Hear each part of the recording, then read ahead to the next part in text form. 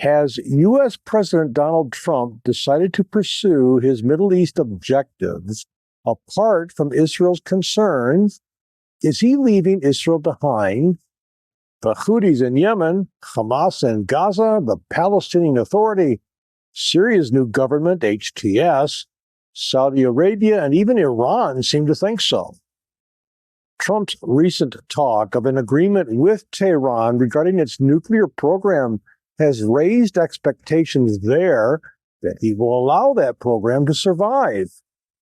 His sudden announcement of a U.S. ceasefire with the Houthis that did not preclude continued attacks against the Jewish state jolted Jerusalem. Direct negotiations with Hamas regarding release of hostages has given it hope of survival to fight another day. In fact, Hamas is so optimistic about these efforts, they have agreed to release one hostage today, an Israeli with U.S. citizenship, Idan Alexander, released to the U.S., not Israel. Departing yesterday on Monday, President Trump's trip to the Middle East skips Israel, and his visit to Saudi Arabia for a meeting tomorrow on Wednesday now includes Palestinian President Mahmoud Abbas and Syrian President Ahmed al-Shara.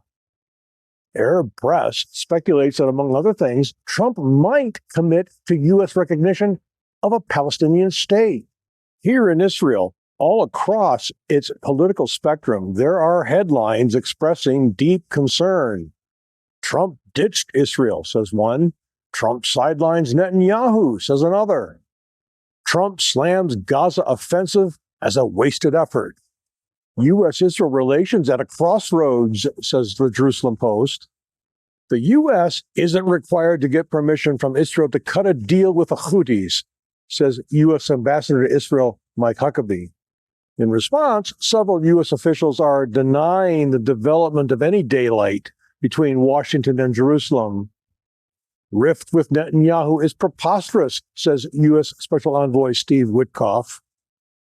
Trump-Israel relations strong as ever, says U.S. Ambassador Mike Huckabee. So, what is really going on? What happened to cause this sudden eruption of Israeli concern? In retrospect, it started 1 month ago. On Monday, 14 April, U.S. Special Envoy Steve Witkoff indicated to Fox News that the U.S. objective is to cap Iranian enrichment of uranium, but not to dismantle its nuclear program. Jerusalem was jolted. It concluded that apparently the U.S. now believes it can halt Iran's nuclear ambitions with an agreement, an ambition that dramatically failed in the Joint Comprehensive Plan of Action, the JCPA, negotiated by former U.S. President Obama 10 years ago. Also, it wasn't that long ago that Jerusalem understood it had U.S. backing for an eventual, inevitable attack to destroy Iran's nuclear program as the only way to stop it. About 1 week after Witkoff's announcement, Israeli Prime Minister Netanyahu and U.S. President Trump engaged in a telephone conversation about the matter. About 1 week after Witkoff's announcement, Israeli Prime Minister Netanyahu and U.S. President Trump engaged in a telephone conversation about the matter. On Tuesday, 22 April, White House Press Secretary Caroline Leavitt announced the upcoming trip by Trump to the Middle East and also fielded a question about the phone conversation between Trump and Netanyahu. Good afternoon, everybody. Good to see you all. I can also confirm the dates of the president's trip to the Middle East. He will travel to Saudi Arabia, Qatar, and the United Arab Emirates from May 13th until May 16th. Stephanie. Thank you, Carolyn. Can you give us any additional details from the president's call with Netanyahu today? I did speak to the president about it. It was a good call. They spoke particularly about Iran and the negotiations that are underway with Iran and the United States. And the president has made it very clear repeatedly, but I'll reiterate, there is no daylight between the United States of America and the state of Israel. He stands strongly behind our ally. He's made it quite clear when it comes to Iran that we want to see a deal, and Iran has a choice to make. But the president has also made it very clear, and he reiterated that in his call with Prime Minister Netanyahu today about the need for Iran to never obtain a nuclear weapon. In response, Israel was unsettled but not alarmed. After all, it had a lot on its hands. A full assault in Gaza was being planned, and the Houthis, 1,300 miles away, were regularly firing missiles and launching armed drones on the Jewish state.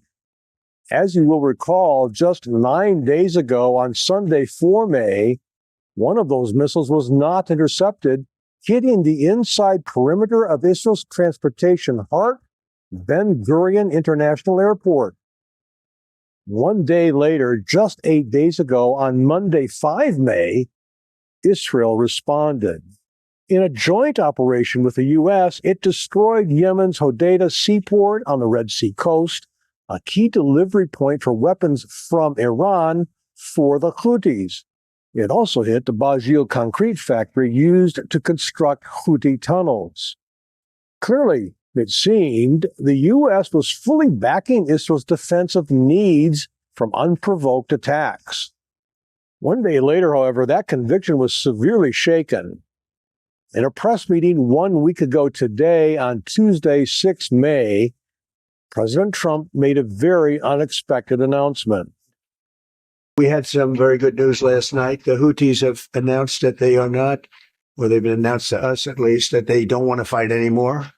They just don't want to fight. And we will honor that.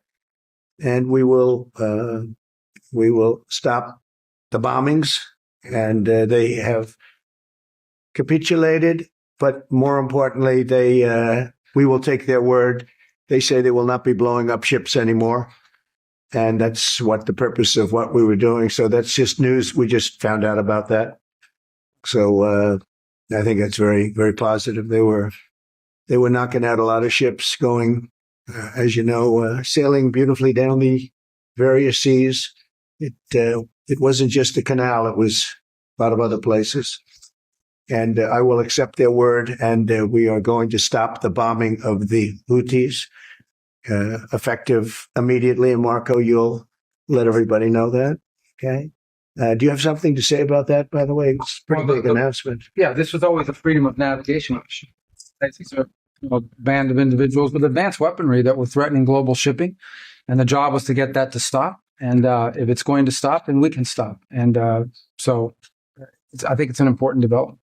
On the Houthis, can you tell us a bit more about the deal that you've reached with the Houthis? That you No, it's not a deal. They've said, please don't bomb us anymore, and we're not going to attack your ships. And where did you hear about that?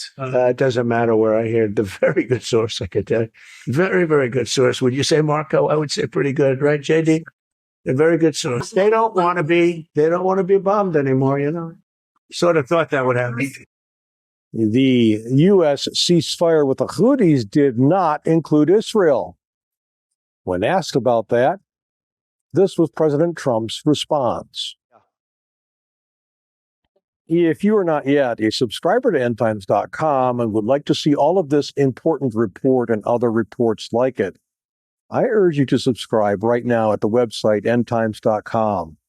For only $7 a month, you will receive a wealth of information and insight from Jimmy Evans, Mark Hitchcock, and experts from around the world, including Israelis living right here in the Jewish state. Do yourself a favor. Sign up today.